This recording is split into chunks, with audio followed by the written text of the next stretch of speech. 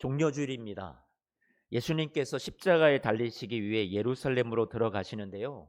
사람들은 죽으러 가는 그 예수님을 전혀 모르고요. 복음서의 말씀을 종합해서 당시의 모습을 얘기해 보면 그들은 겉옷을 길에 펴고 다른 이들은 나뭇가지를 베어서 길에 펴고 앞에서 가고 뒤에서 따르는 무리가 소리를 높이면서 호산나 다윗의 자손이여 찬송하리로다. 주의 이름으로 오시는 이여 가장 높은 곳에서 호산나 그렇게 외칩니다. 종려나무 가지를 흔들면서 이 예루살렘에서 큰 무리가 예수님을 환영하면서 맞이합니다. 그래서 지금도 우리가 복음성가 찬양을 많이 부를 때가 있었죠. 호산나 이렇게 율동하면서 호산나 호산나 높은 곳에서 이 찬양이요. 이 찬양이 어떤 뜻을 갖고 있습니까? 호산나라는 뜻은요. 지금 여호와여 나를 구원하소서 이런 의미를 갖고 있습니다. 여호와여 지금 나를 구원하소서 이런 의미입니다. 호산나 할 때 나짜라라는 말은 그 글자가 의미하는 것은 이것도 하나의 단어인데요. 이제라는 단어입니다. 이제. 그러니까 아주 간청하고 호소하는 그러한 단어입니다. 이제 지금 그냥 단순한 이런 의미가 아니라 시제를 말하는 것이 아니라 아주 절박한 외침입니다. 제발 이제 지금 청합니다. 꼭 플리즈 지금 당장 또 꼭 도와주셔야 됩니다라는 구원을 외치는 것이 바로 이 호산나라는 단어에 담겨 있는 의미가 되겠습니다. 이들이요 종려나무 가지를 흔들면서 예루살렘에서 예수님을 맞이했다 해서 우리가 지금 이렇게 이 절기에 오늘 주일을 종려주일이라고 저희가 지키고요. 내일부터 이제 순환주간, 고난주간이라고 하죠. 예루살렘에 들어가셔서 우리를 위해서 십자가 지시기까지 고난당하시는 예수님을 우리가 생각하는 절기를 보내게 됩니다. 이들이 예수님을 이렇게 호산나하며 왕으로 맞이하는 데에는 역사적인 이유가 있어요. 주전 한 166년경이라고 할 수 있는데 헬라 제국의 안티오쿠스 4세 이 사람이요 안티오쿠스 4세가 이렇게 자신의 이름을 에피파네스라고 지었는데 그러니까 안티오쿠스 에피파네스라는 이름은 신의 현현이라는 그런 뜻을 갖고 있습니다. 참 자기 잘난 맛에 살았던 사람인 것 같아요. 신의 현현 에피파네스 그 사람에 의해서 예루살렘 성전이 모독을 당합니다. 그리고 거의 파괴가 된다라고 봐야죠. 이 안티오쿠스 에피파네스는요 유대인을 모욕하기 위해서 돼지의 피를 돼지는 부정한 짐승이라고 여겼거든요. 그 피를 성전에 뿌리고 성전에 제우스 신상을 만들어 놓고 거기에 제사를 지내고 유대인들로 하여금 섬기기를 강요합니다. 그리고 하나님의 말씀을 성경을 그 율법서를 훼손시키고요. 당시에 이 하나님 백성들을 아주 박해했던 대표적인 그런 헬라 제국의 황제였습니다. 당시 사람들이요 이 에피파네스 비슷한 발음을 따서 그를 에피마네스 그 뜻은 미친놈이라고 그 사람을 가리켜서 그렇게 풍자하고 이름을 부르기도 했었습니다. 이때 마카비 혁명이라는 것이 이 유대인 안에서 일어나게 되었는데요. 몇 년에 걸친 투쟁 끝에 기원전 164년에 독립을 할 수 있게 됩니다. 그래서 다시 성전을 회복하고요. 깨끗하게 하고 성전을 하나님 앞에 다시 봉헌하면서 이때 지켰던 절기가 있었는데 유대인들은 이것이 우리에게 크리스마스가 중요하듯이 이들에게는 이 수전절 다시 성전을 회복했다라는 그런 의미인데요. 그것이 되게 중요하게 지켜지고 있습니다. 그 당시 유대인들은 지도자를 세웠던 그 사람이 유다라는 사람이었어요. 한 노 제사장 가문에 5 아들이 있었는데 그 5 아들 중에 셋째 아들이 있었는데 유다였는데요. 그 아들의 별명이 하도 싸움을 잘하고 어떤 대적들을 잘 물리쳤다 그래서 망치라는 이름을 별칭을 얻게 됩니다. 그 망치라는 이름의 뜻이 토르가 아니라요. 이 망치가 마카비입니다. 마카비. 그래서 마카비라는 말로 이 마카비 혁명이라는 것이 이 유대 사회 안에서 역사적으로 독립을 얻어냈던 귀한 역사적인 사건이 되었습니다. 사람들은 이제 이 헬라 제국의 압제로부터 이스라엘 민족을 구원해낸 메시아로 이 마카비를 추앙하면서 그가 예루살렘에 입성할 때 그때 그를 향해서 호산나를 외쳤고 종려나무 가지를 흔들고 환영했던 거예요. 그래서 이 유다 마카비로부터 이제 하스모니안 왕조라는 왕조가 우리나라 뭐 조선 왕조 500년이 있듯이 이 하스모니안 왕조라는 것이 새롭게 시작이 되었는데요. 그로부터 100년 동안 이 이스라엘이 독립을 유지해 갈 수 있었어요. 그런데 가까스로 쟁취한 그 독립국의 기쁨도 잠시였고요. 기원전 63년 다시 로마의 지배를 받게 됩니다. 그리고 이 로마의 앞잡이인 이방인 헤롯 대왕 일족의 지배를 받아온 것이 70년 동안 그렇게 고난의 시간을 받아오게 되죠. 사람들은 다시 한번 이 식민 지배에서 벗어나기를 갈망하고 있었어요. 마카비의 개선 행진이 다시 한번 일어나기를 소원하고 있었던 거였죠. 그래서 유대인들은 또다시 마카비와 같이 강력한 힘을 가지고 로마로부터 자신들을 구원해 줄 정치적인 군사적인 메시아를 열망하고 있었던 거였어요.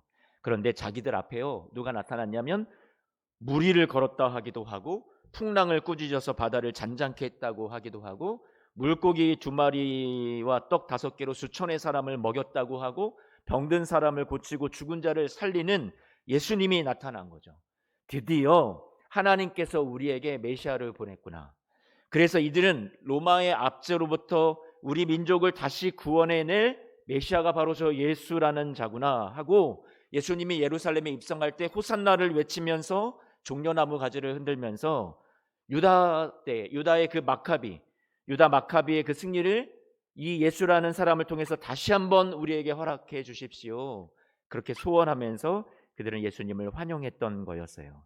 당시 예루살렘에 예수님이 입성하실 때 예수님 곁에 있었던 사람들이 있었는데요. 그 예수님과 같은 자리에 있었던 그 사람들은 어떤 기대와 어떤 생각을 가지고 그 자리에 함께 있었던 걸까요?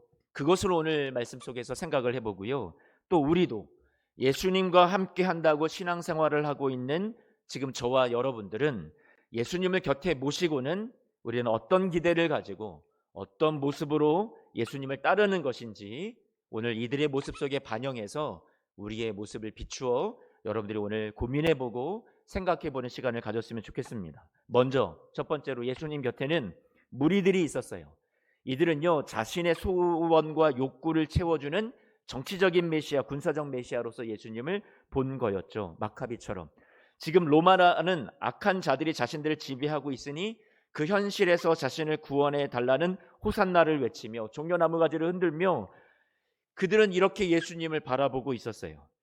그런데 주님은 정말로 원하시는 것이 저들을 죄와 사망에서 구원하러 오신 하늘의 왕으로서 오셨던 것이었고, 사람들은 그런 주님의 마음을 모르고 이 세상의 현실에서 우리가 바라는 기대와 소망을 이루어 달라고 예수님만을 바라보고 있었죠. 예수님을 향해서 그들이 호산나를 외치고 그들이 환호할 때 이들은 예수님의 능력이 자기들의 이 세상에서의 삶에서 보탬이 되고 유익이 되고 문제가 해결되기를 자신들이 바라는 소원이 예수님의 능력을 통해서 성취되는 것을 간절히 원했던 그들의 모습이 있었던 거였죠. 예수님에게서 얻어내고 싶은 것은 자신들이 원하는 소원이었단 말이에요. 여러분은 어떤 이유 때문에 예수님 곁에 계시는 건가요? 혹시 우리가 원하는 것을 이루기 위해서 예수님 곁에 우리가 머무는 것은 아닙니까?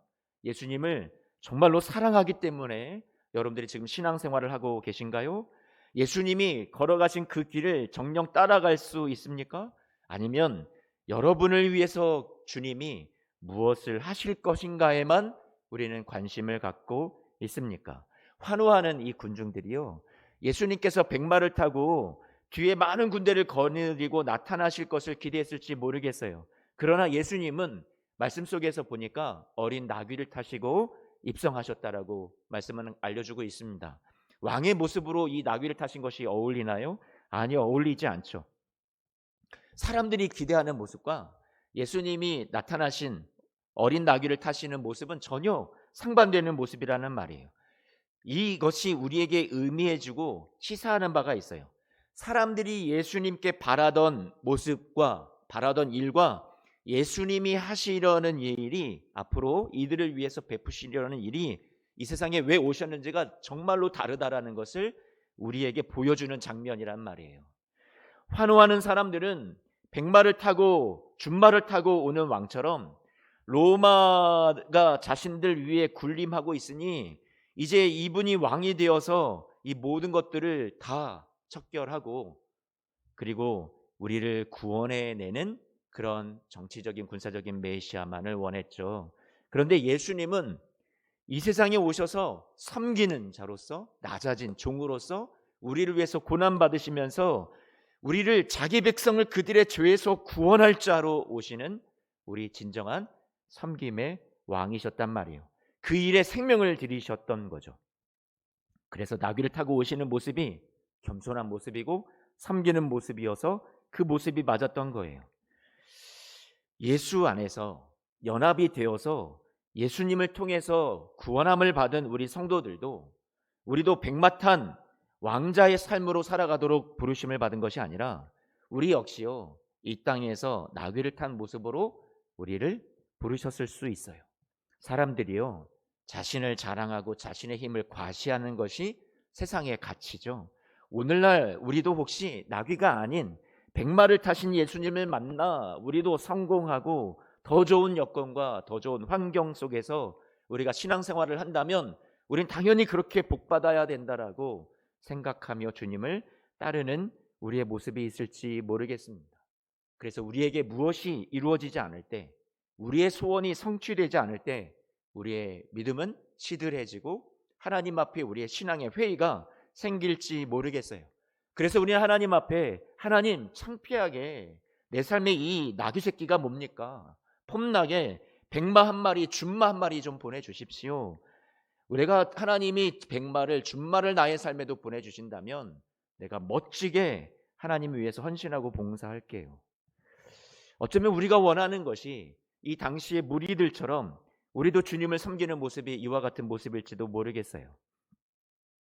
하지만 주님께서는 나귀를 타고 이 세상에 섬기는 자로서 오셨습니다. 결국 우리도 섬기는 자로서 이 세상을 살아가는 거죠. 우리는 나귀를 타는 것을 원치 않을지 모르겠습니다. 섬기는 것을 원치 않을지 모르겠습니다. 낮아지는 것을 원치 않을지 모르겠습니다. 그러나 우리도 예수님처럼 나귀를 타고 낮아지는 길을 걸어가는 길로 부름을 받았습니다. 그게 성도의 삶이에요. 우리는 하나님 앞에서 겸손하게 자신을 낮추며 우리는 주님께서 주신 그 길을 하나님 앞에 말씀에 순종하며 의지하며 걸어가는 거죠. 우리의 연약함을 인정하고요. 하나님만을 의지하면서 하나님을 힘입어서 살아가는 것이 진정한 성도의 삶의 가치라고 할 수 있겠습니다. 여러분들의 삶이 지금 나귀 새끼를 탄 것 같은 낮아진 길을 걸어가고 있습니까? 여러분 주님이 걸어가신 그 길을 여러분들이 정말로 잘 따라가고 있는 진정한 그리스도인이라고 볼 수 있습니다. 주님의 십자가 지심을 특별히 기억하고 바라보는 이 종려주일과 또 고난주간에 여러분 우리가 주님의 마음, 주님의 소원, 주님의 필요에는 관심조차 없고 나의 꿈, 나의 비전, 나의 필요에만 온통 마음이 가 있다면 그런 저와 여러분들이 이 한 주간 하나님 앞에 나와서 우리 주 예수 그리스도의 고난에 동참하며 우리를 비워내고 주님의 소원으로 주님의 마음으로 우리를 가득 채우는 시간이 되어야 할 것입니다. 내일부터 시작되는 고난주간 특별 새벽 기도회를 통해서 여러분 주님의 마음을 가슴으로 느껴보게 되는 은혜가 임하고요. 그래서 주님의 소원이 내 소원이 되고 주님의 필요가 내 필요가 되어지는 일들이 저는 여러분의 삶에 일어나게 되기를 간절히 사모해 봅니다. 오늘날 우리는 예수님께서 예루살렘에 올라가신 이유를 성경을 통해서 수없이 들은 설교를 통해서 누구보다도 잘 알고 있습니다. 그런데 우리들의 마음은 십자가를 지신 예수님보다 거리에서 종려나무를 흔들면서 다시 자신들의 소원이 이루어지기를 고대하는 백성들의 모습에 가까울지 모르겠습니다. 여러분 한 주간 동안 이 기도회에 동참해 주십시오. 그리고 하나님의 뜻보다 우리들의 욕심과 기대가 채워졌다면 그것을 비워내는 시간을 같이 경험하기를 원합니다. 여러분이 각자 예수님을 믿고 따르는 여러분의 신앙 삶에 우리가 기대하는 바가 무엇인지 다시 한번 곰곰이 생각해 보기를 원해요. 우리는 나귀를 타고 예루살렘에 올라가신 예수님의 마음을 헤아리고 예수님과 함께 골고다 언덕까지 같이 올라갔으면 좋겠어요. 한 주간 동안 동상이몽이 아닌 예수님과 같은 마음, 동상동몽을 갖고 우리가 주님을 따라가는 삶이 되었으면 좋겠어요. 또한 두 번째로 무리들을 보니까 오늘 본문 말씀에는 바리새인이 나오고요. 또 다른 복음서를 다 보면 제사장들, 서기관들, 종교 지도자들이 같이 등장을 하죠. 이 사람들의 특징은 뭐냐면 예수님이 필요 없는 사람들이죠. 자신들이 가지고 있는 기득권에 전혀 도움이 안 되고 오히려 예수님은 해가 되는 인물로 여깁니다. 예수님의 가르침이 위협적이라 생각합니다. 이들은 스스로 열심히 살아요. 종교생활, 신앙생활 잘 한다고 생각을 합니다. 노력한다고 생각합니다. 그러니 예수님이 필요 없죠.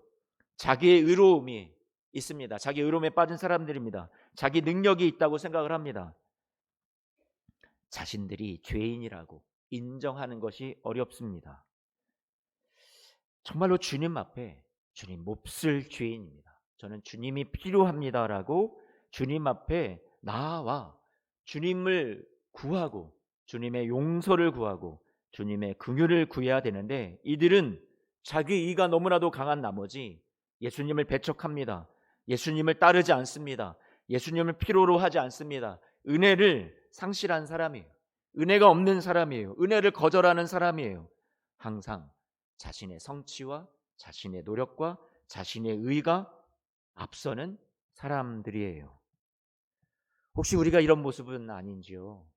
주님 앞에 우리는 내 의, 내 자랑, 내 노력, 내 열심이 너무나도 많이 있어서 내가 내 인생의 주인이 되어서 주님을 정말로 필요로 하지 않는, 주님 앞에 나와 무릎 꿇지 않는 그런 우리의 모습이 있지는 않습니까? 우리는 교만하지 않습니까? 이 무리들과 이 종교 지도자들요, 이들이 이제 며칠 뒤에 이 두 부류가 한편이 됩니다. 예수님의 기적 또 주님의 능력이 자기들의 이 세상 살이에 전혀 도움이 안 된다라는 것을 이들은 예수님의 순환을 통해서 확인했기 때문에 그렇습니다. 예수님이 예루살렘에 입성할 때 호산나를 외치며 종려나무 가지를 흔들던 목소리들도 이제 며칠이 지난 다음에 자신들의 소원이 이루어지지 않으니 예수님을 십자가에 못 박으라고 외치는 무리가 되고 맙니다. 우리는 어떤 모습으로 주님을 따르고 있습니까? 우리도 우리의 것이 이루어지지 않을 때 주님을 따르지 않는, 주님을 온전히 신뢰하지 못하는 우리의 모습이 있지 않습니까? 그리고요, 세 번째로 오늘 예수님과 같은 자리에서 예루살렘 성을 들어갔던 사람들 중에는요, 우둔하기 짝이 없고 오랫동안 예수님을 따라다녔어도 깨닫지를 못하는 제자들이 있었습니다. 우리도 신앙생활을 오래 하면서도 예수님의 기대와 소망이 무엇인지를 잘 모르는 사람들일 수 있어요. 예수님은 때가 이른 줄을 아시고 십자가를 향해서 예루살렘으로 나아가셨죠. 제자들에게 이제 예루살렘에 올라가면 나는 고난을 당하여 죽게 될 것이라고 몇 차례나 순환 예고를 하시면서 제자들에게 알려주시죠. 그럼에도 불구하고 제자들은 그 순환의 길을 향해 나아가는 예수님 그 도상에서 누가 더 큰가, 누가 더 높은 자리에 앉는가를 두고 다투기를 시작합니다. 예수님이 왕으로 등극하면 우리는 이렇게 높은 자리에 앉을 거야.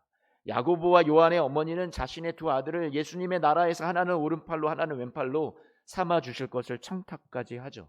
다른 제자들은 그 사실을 알고 막 분노하고 다툽니다. 동상이몽입니다.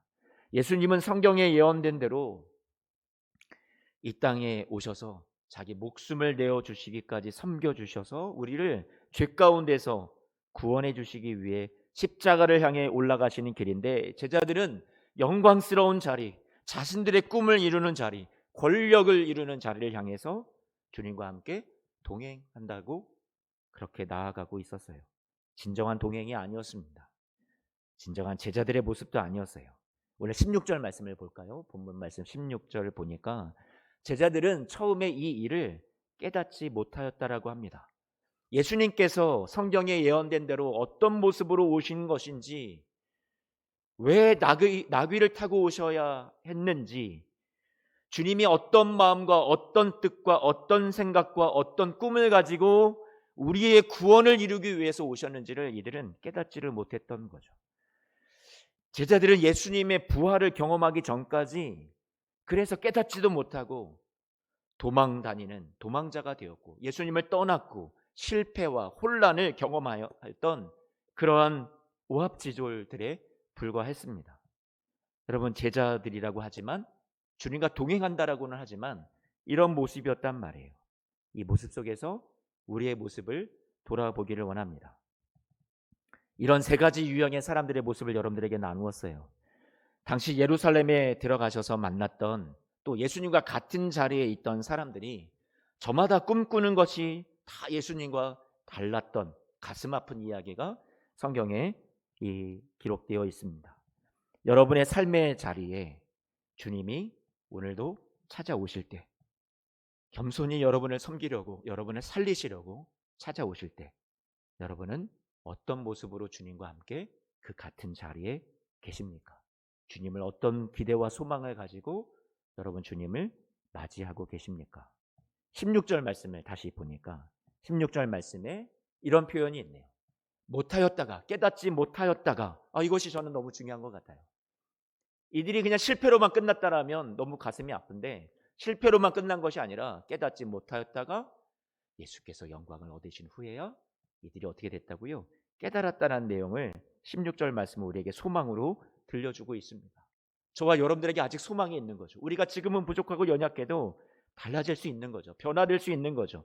예수님께서 부활하셔서 영광을 얻으신 후에 제자들이 달라졌대요. 변화가 생겼대요. 예수님을 더 잘 알게 되었대요. 예수님이 어떤 마음과 생각과 뜻과 기대와 소망을 가지고 이 세상에 오셔서 우리를 섬겨주셨는지 그제야 이 제자들도 주님을 알게 되었대요. 사랑하는 우리 성도님들도 이번 주 이 한 주간을 보내고 부활주일에 가서 여러분들이 깨닫지 못했던 것들이 여러분들도 깨달아 변화될 수 있는 이 한 주간이 되었으면 좋겠어요. 여러분, 그러한 은혜가 여러분의 삶에 있게 되시기를 축복합니다. 우리도 이번 한 주간 예수님의 고난을 뒤따르면서요, 깨닫지 못하는 자로서 출발했으면 좋겠어요. 거기서부터예요.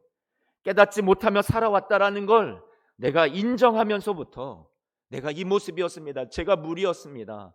제가 이 종교 지도자 바리새인들과 같았던 그런 사람들이었습니다. 주님, 제가 이 제자의 모습이었습니다. 그것을 인정하고 그것을 주님 앞에 고백하는 데서부터 우리의 변화의 시작이 저는 올 수 있다라고 생각합니다. 주님의 고난을 묵상하고 말씀과 기도의 시간에 동참하며 이제 부활의 아침을 맞이하기까지 깨닫지 못했던 자신을 돌아보고요, 신앙의 고민도 생각도 많이 해봤으면 좋겠어요. 우리의 믿음의 연약함과 부족한 모습으로 아파도 하고요, 매일같이 주시는 말씀을 통해서 부서지고 낮아지는 시간을 여러분들이 가져보기를 원해요.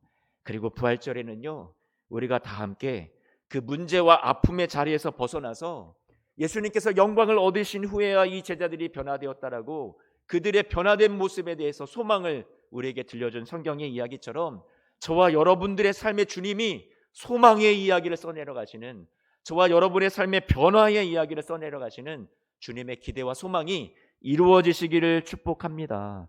부활의 주님과 함께 여러분들이 승리를 외쳤으면 좋겠어요. 삶의 역경과 고난 속에서 우리도 십자가의 길을 지나가고 있지만 여러분의 삶에도 부활이 여러분의 삶에 나타나게 되시기를 축복합니다.